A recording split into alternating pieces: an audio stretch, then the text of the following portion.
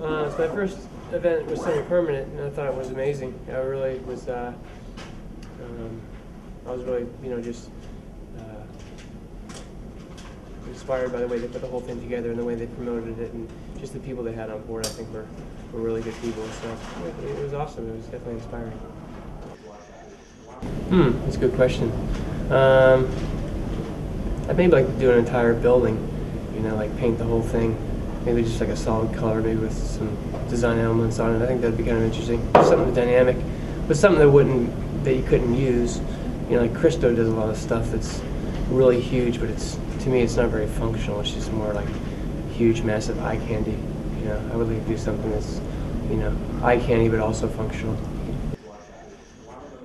Yeah, we always have music going, but everyone's always listening to their thing. We try to keep a real mellow, creative environment. The building is basically split in half. There's like the downstairs, it's a two-story building. The downstairs part of the building is the gallery space, and then the upstairs is the design studio, and then in the back I have a paint studio where I can do my more personal stuff. We try to kind of separate the things, but they all kind of work together in harmony as well.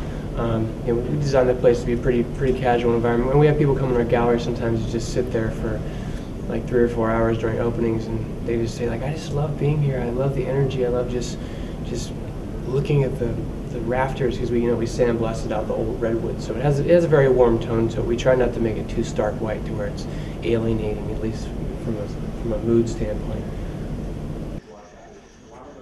Probably for design, I would say maybe like Tibor Coleman. I think some of the stuff that he did. He was the creative director for Colors magazine during the time where they were doing a lot of really provocative stuff. I just think that he was really intelligent with his approach to communicating messages, and he was really strong about his messages, and because a lot of the stuff that he was commenting on had a pretty grim reality. I would say when it comes to fine art, probably Alfonso Mucha. I liked how he integrated typography with his fine art.